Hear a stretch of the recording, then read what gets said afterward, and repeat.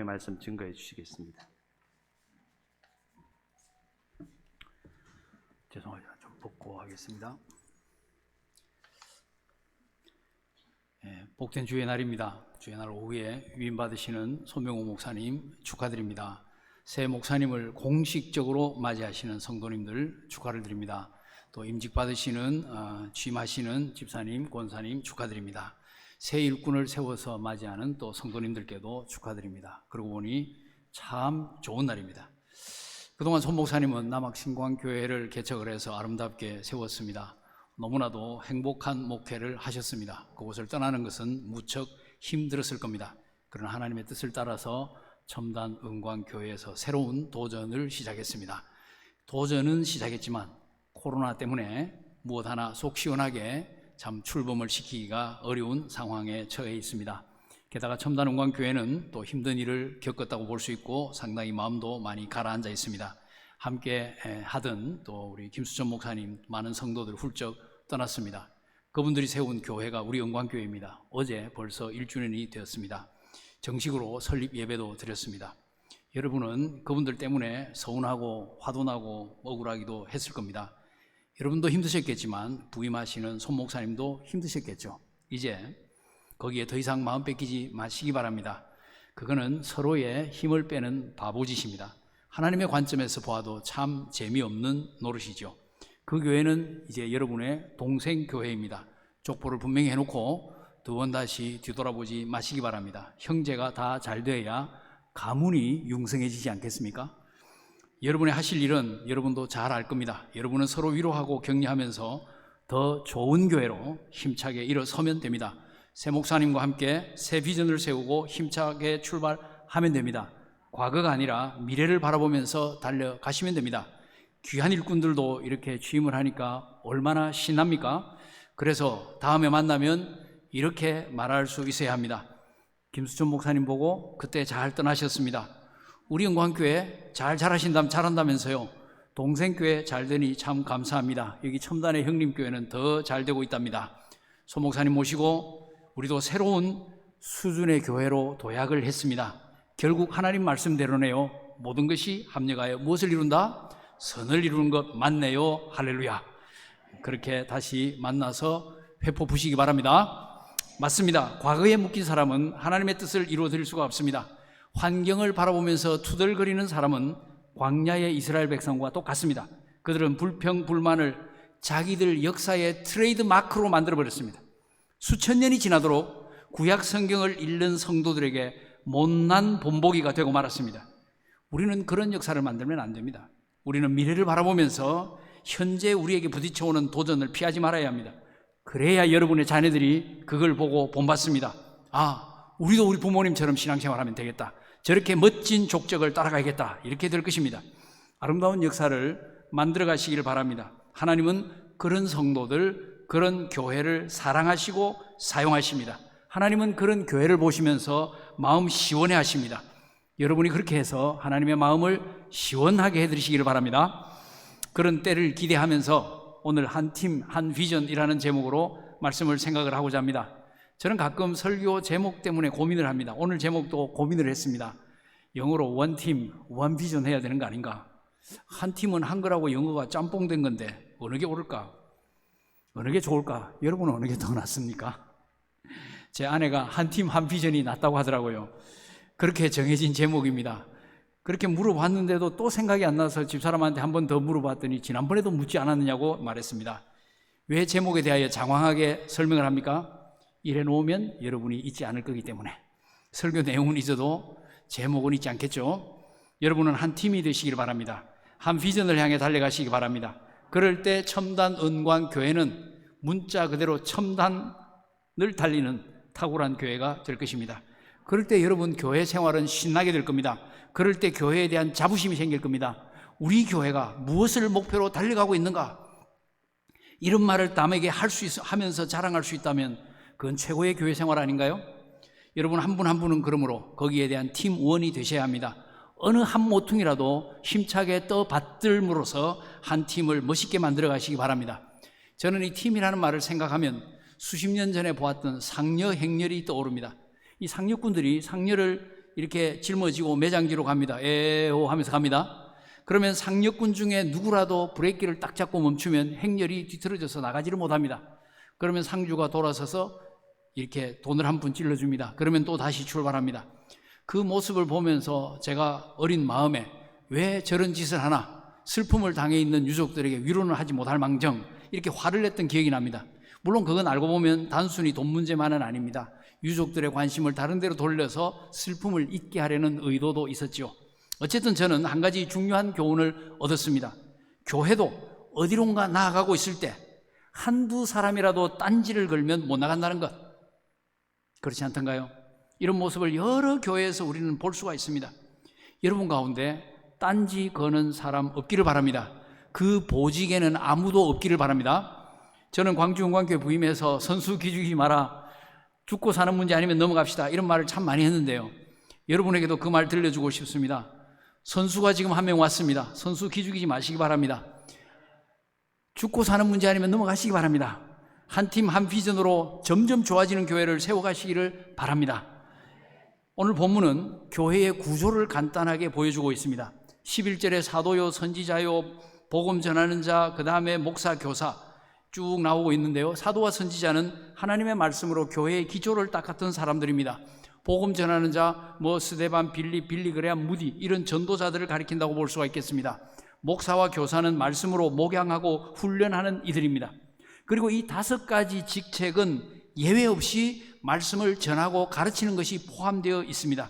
교회의 모든 직분은 말씀을 직접 전하거나 아니면 말씀을 잘 전하도록 보조하는 역할을 해야 합니다. 교회는 하나님의 말씀에 서야 하기 때문입니다. 말씀은 교회의 둘도 없는 기둥에 속합니다. 하나님이 직분자를 세우시고 교회를 말씀 위에 세워가시기를, 직분자를 세우시는 것도 교회를 말씀 위에 세워가기 위함입니다. 그리고 말씀을 전하고 가르치는 목적은 무엇입니까? 왜 교회는 말씀 그럽니까? 왜 교회는 성경 그럽니까? 성경 중심이라는 말을 그렇게도 많이 합니까? 본문은 말합니다. 성도를 온전하게 하여, 온전하게 한다는 것은 완전하게 만든다는 말이라기보다는 무장을 갖추어 준다, 장비를 갖추어 준다는 것을 뜻합니다. 예를 들어서 등산을 하려고 합니다. 등산 장비를 갖추어야죠. 뒷동산에 올라가려고 하면 편한 복장으로 슬슬 왔다 가도 됩니다. 험한 산을 올라가려고 하면 장비를 더 철저히 갖추어 가야 합니다. 등산화 제대로 신어야 됩니다. 등산복 입어야 합니다. 스틱이나 물도 잘 갖추어야 합니다. 배고플 때를 위해서 사탕이나 초콜릿도 챙겨야 합니다.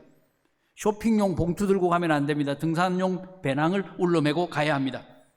성도의 신앙생활에서 가장 핵심적인 장비가 무엇이냐? 그게 말씀이라는 말입니다. 영적 무장의 대표적인 것이 하나님의 말씀입니다. 성도가 아무리 똑똑하고 아무리 헌신적이라고 할지라도 말씀으로 무장되어 있지 않으면 몇 걸음 가지 못하고 쓰러집니다. 시험 금방 들어버립니다. 아무리 영적 은사를 많이 받았다고 할지라도 성경 지식이 없으면 어디로 튈지 모릅니다. 아무리 신앙생활 열심히 한다고 해도 말씀의 기초가 없으면 이단의 가르침에도 쉽게 넘어가 버립니다. 튼튼한 말씀 무장은 성도에게 필수적인 사항입니다. 그러면 왜 말씀으로 무장을 해야 합니까? 본문은 성도를 온전하게 해서 그 다음에 뭐가 있다는 거예요. 그 다음에 봉사의 일을 하게 하는 겁니다. 말씀으로 무장했으면 봉사의 일을 하게 하라. 봉사하면 여러분 떠오르죠. 주방 봉사, 주차 봉사. 그러나 여기서 말하는 봉사는 그 봉사 이상입니다. 보다 정확하게 말한다고 하면 사역입니다. 말씀 무장은 사역으로 가야 빛이 나게 되어 있습니다. 우리가 말씀을 배웠으면 말씀 따라 사역을 해야 합니다. 말씀 배운 대로 기도하고, 말씀 배운 대로 전도하고, 말씀 배운 대로 봉사하고, 구제하고, 선교해야 합니다. 교회 내에 각종 봉사활동 해야 합니다. 교회 밖에서 그리스도인으로 해야 할 것 해야 합니다. 사역을 하지 않으면 머리만 커지고 말만 많아집니다. 그렇게 되면 요즘식으로 말해서 라떼라는 말만 하게 됩니다. 꼰대 노릇 하게 됩니다. 꼰대 되지 마시기 바랍니다. 올바른 사역 다음에는 무엇이 있습니까? 본문에 의하면 사역을 잘하면 그리스도의 몸이 세워진다고 말합니다.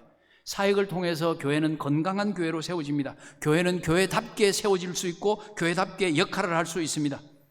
교회의 머리 되신 그리스도께서 원하시는 대로 교회가 쭉쭉 자라갈 수가 있습니다. 교회가 자라간다는 것, 그것은 단순히 사람 많아지는 것을 뜻하는 것은 아닙니다. 물론 특별한 부흥의 때에는 성령의 역사로 사람들이 변화되고 그래서 사람들이 많이 몰려듭니다. 하루에 3,000명, 하루에 5,000명이 세례받는 역사도 일어납니다.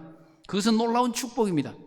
하지만 대부분의 경우 그렇지가 않습니다. 만약 그것만이 축복이라고 하면 성경은 온통 사람 많이 모으는 법에 대하여 가르치고 있을 겁니다. 그러나 그것은 없습니다. 교회의 머리 되신 그리스도께서 원하시는 교회, 제자를 키우는 교회, 복음을 열심히 전하는 교회, 자녀들을 믿음으로 교육하는 교회, 그리하여 거룩한 유산을 다음 세대에게 물려주는 교회, 이웃을 보살피는 교회, 예배, 선교, 전도, 구제, 말씀, 기도, 이런 일들이 활기차게 일어나는 교회를 말합니다. 그리고 그런 것들은, 지금 제가 열거했던 것들은 모든 교회가 공통적으로 행해야 할 사항입니다. 어느 교회 치고 예배에 허술하게 드려서 되는 교회는 없습니다. 전도 안 해도 되는 교회 없습니다. 기도 안 해도 되는 교회 없습니다. 선교 안 해도 되는 교회 없습니다. 다 해야 됩니다. 이런 사역을 면제받는 교회는 없습니다. 모든 교회는 예외 없이 그런 일들을 힘 다하여 해야 합니다. 그리고 바로 이 지점에서 통찰이 필요합니다.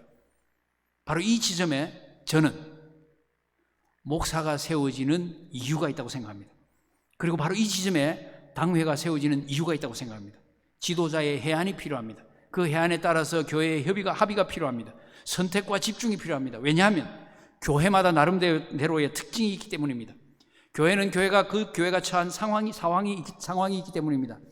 우리 교회가 왜 이때 이곳에 있는지, 왜 이 시대 이 장소에 있는지 질문해야 합니다. 참새 한 마리도 하나님의 허락 없이는 땅에 떨어지지 않지 않습니까?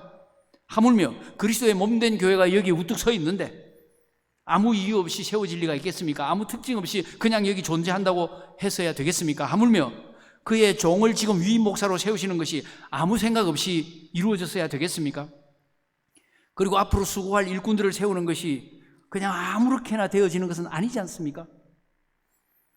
예를 들어서 인구 100명 노인만 있는 시골 교회의 비전과 100만 넘는 도시의 한 지역 교회가 바라보는 비전은 다를 수밖에 없지 않습니까? 그 비전을 위해서 기도하고 그 비전을 붙들고 달려가면 되지요. 설령 내 세대에 성공하지 못한다 할지라도 교회들은 비전을 정하고 그 방향으로 열심히 달려가야 합니다. 때가 되면 하나님이 이루어 주실 겁니다. 내 때에 다 이룬다, 그렇지도 않습니다. 아브라함도 이삭도 야곱도 가나안 땅을 자기의 소유로 삼지 못했지만 평생 그 꿈을 안고 살았습니다. 그러므로 우리는, 특별히 지도자는 우리 교회를 향한, 자기의 교회를 향한 시대적인 소명, 장소적인 소명, 하나님의 뜻을 읽어야 합니다. 건너편에 있는 남부대학을 품을 것인지 말 것인지 생각을 해야 된다는 말입니다. 이웃 사람들이 어떤 성분을, 어떤 성격의 사람들인지 파악을 하고 이분들을 우리가 품고 나아갈 것인지, 여기에 에너지를 쏟을 것인지 말 것인지 생각을 해야 되는 겁니다. 선택과 집중, 그것은 교회의 비전을 세우는데도 반드시 필요한 일입니다. 어느 교회라도 모든 좋은 일들을 다 잘 해낼 수는 없습니다. 가장 필요한 일, 하나님이 우리 교회를 위하여 반드시 이 일은 해라고 하셨다는 확신이 드는 그 일을 하면 됩니다. 그것이 그 교회의 비전이 되는 겁니다. 이 비전은 많은 경우에 하나님께서 그 교회 담임 목사를 통하여 알려주실 때가 참 많습니다. 그래서 목사를 세우는 것 같아요. 그리고 동시에 온 교회가 함께 기도하면서 예를 들어 일정 기간 마음을 모아 교회의 방향을 정하는 그런 과정을 거치는 것도 좋겠죠. 왜냐하면 교회는 분명히 하나님이 그 시대 그곳에 두신 하나님의 목적, 하나님의 뜻이 있기 때문입니다. 저는 첨단원광교회가 새로운 목사님을 모시고 또 새 일꾼도 세우시면서 이런 비전을 붙잡는 그런 축복이 있기를 바랍니다. 그리고 그 비전을 바라보면서 한 팀을 이루는 그런 축복이 있기를 바랍니다. 한 팀이 되어 한 비전을 향하여 나갈 때 그 교회는 크기에 상관없이 존재의 가치가 빛나게 되는 것입니다. 팀 스피릿이라고 말하죠. 이런 거. 팀 스피릿으로 하나가 되어서 한 방향으로 나갈 때 그 교회는 분명히 하나님의 마음을 시원하게 해드릴 수 있다고 확신합니다. 이 일을 방해하는 것, 그것은 주의 뜻이 이루어지는 것을 방해하는 것이 되는 겁니다. 비전을 분명히 하고 그 방향으로 나아가는 교회는 사소한 것에 목숨 걸지 않습니다. 죽고 사는 문제 아니면 넉넉히 넘어갈 수 있습니다. 어떤 교회 목사님이 이런 말을 했습니다. 전쟁이 있는 곳에 내란이 없다. 왜 우리끼리 지지고 볶고 싸우느냐? 나가는 방향이 없기 때문이고 싸우는 적이 없기 때문입니다. 맞지 않습니까? 우리에게 있는 에너지는 정량입니다. 정량. 이 정량의 에너지를 가지고 주를 위해서 헌신하지 않으면 남은 걸 가지고 또 에너지 남은 사람과 지지고 볶고 싸울 수밖에 없다는 겁니다. 죽고 사는 문제 아니면 넘어가시고, 전쟁 치르니까 내란하지 마시고, 또 그 목사님이 험한 말도 하더라고요. 개는 짖어도 기차는 간다. 나온 김에 한 번 더 할게요. 그 목사님이 하신 세 번째 말씀, 순종이 아니면 잡종이다. 물론 한자는 틀린 겁니다. 제가 좀 웃으시라고 말씀드렸습니다. 하나님의 뜻이 중요하다고 정말 생각하면, 그리고 그 뜻이 분명히 확신이 온다고 하면, 다른 조그만 분쟁에 매달리는 것은 무슨 가치가 있는 겁니까? 아무 가치가 없는 겁니다. 시간 낭비요, 능력 낭비고 에너지 낭비죠. 방향을 정해놓고 달려가는 교회가 수준 높은 교회입니다. 그런 교회가 진짜 첨단 교회죠. 그런 교회는 건강한 교회고 필요한 사역을 감당할 수 있고, 그리고 감당하기 위하여 기도하기 때문에 하나님이 그 기도를 들으시고 능력을 공급하시고, 그래서 점점 더 성장해 갈 수가 있는 겁니다. 우리가 섬기는 교회들이 다 그렇게 되기를 바랍니다. 첨단 은광교회가 그렇게 되기를 바랍니다. 그래서 교회에 사람을 세운다는 것은 하나님의 사람을 뽑아서 더 단단한 한 팀을 이루어가는 것입니다. 팀을 이루어가는 것은 그냥 한 팀 되어서 즐겁게 놀아라는 말이 아니고, 하나님이 원하시는 그 사역을 더 효과적으로 잘 감당해라는 것입니다. 그렇게 해서 우리가 더 의미 있는 신앙생활, 교회 생활을 해나가라는 것입니다. 말씀을 정리하겠습니다. 우리는 교회의 구조를 다음과 같이 정리할 수가 있습니다. 교회의 목사는 하나님의 말씀으로 성도를 무장시켜야 합니다. 성도는 말씀을 열심히 배워서 열심히 사역해야 합니다. 일하지 않는 지식은 머리만 무겁게 할 뿐입니다. 입만 활동하게 할 뿐입니다. 그렇게 사역하면 교회는 망합니다. 그러므로 말씀을 배운 대로 거기에 기초해서 열심히 섬기시길 바랍니다. 그럴 때 제가 좋아하는 표현으로 의미와 재미가 있는 신앙생활을 하게 될 것입니다. 그리고 한 팀, 한 비전을 이루면 더 수준 높은 교회로 자라가게 될 것입니다. 자기의 역할을 기억하면서 최대한으로 팀원으로서의 사역을 감당하시기를 바랍니다. 저는 종종 그 케네디 대통령의 취임사에 있는 한 문장 늘 기억합니다. 아주 옛날에 저 시대에 영어 공부하신 분들은 정통 종합 영어, 그 제1번에 나오는 독해에 보면 존 F 케네디 대통령의 취임 연설이 있습니다. 그 영어로 제가 외우는데 그 표 안 내겠습니다. 그러지 말고, 조국이 너를 위하여 당신들을 위하여 무엇을 해줄까를 묻지 말고, 당신들이 조국을 위하여 무엇을 할 것인가, 그것을 물으라, 이렇게 되어 있습니다. 성도 여러분, 교회가 우리를 위하여 뭘 해줄까를 묻지 말고, 목사님이 우리를 위하여 뭘 해줄까를 묻기 전에 내가 우리 교회를 위하여, 내가 목사님을 위하여 뭘 할 건가를 질문하시기를 바랍니다. 목사님은 말씀을 잘 가르치시기 바랍니다. 성도님들은 목사님으로부터 다른 건 너무 많이 기대하지 마시기 바랍니다. 전능하신 목사님을 기대하지 마시고 말씀에 능한 목사님을 기대하시기 바랍니다. 말씀을 잘 가르쳐주면 저는 열심히 사역하겠습니다, 이렇게 팀이 되셔서 하나님의 마음을 시원하게 해드리시기를 바랍니다. 그렇게 비전을 향하여 달려가게 되면 하나님은 여러분의 교회를 바라보시면서 흐뭇한 미소를 짓게 될 것입니다. 그리고 첨단원광교회는 새 목사님과 함께 새 일꾼들과 함께 궁창의 별처럼 빛나게 될 것입니다. 그 방향으로 힘써 달려가는 여러분들 되시기를 예수 그리스도의 이름으로 축복합니다. 기도하겠습니다. 고마우신 아버지 감사합니다. 하나님 우리를 사랑해 주시고 또 하나님 첨단원광교회를 사랑해 주셔서 귀한 목사님 보내주셔서 오늘 위임식을 거행하게 하시니 감사를 드립니다. 새 일꾼들을 이렇게 취임하게 하시니 감사를 드립니다. 이제 한 팀, 한 비전, 그리고 주 안에서 하나가 되어서 힘있게 나아가는 교회 되게 하여 주옵소서. 건강한 교회, 하나님이 기뻐하시는 교회, 하나님의 마음을 시원하게 해드리는 교회로 우뚝 설 수 있도록 하나님 두 손 들어 이 교회와 종들을 축복하여 주시옵소서. 예수님의 이름으로 기도하옵나이다. 아멘.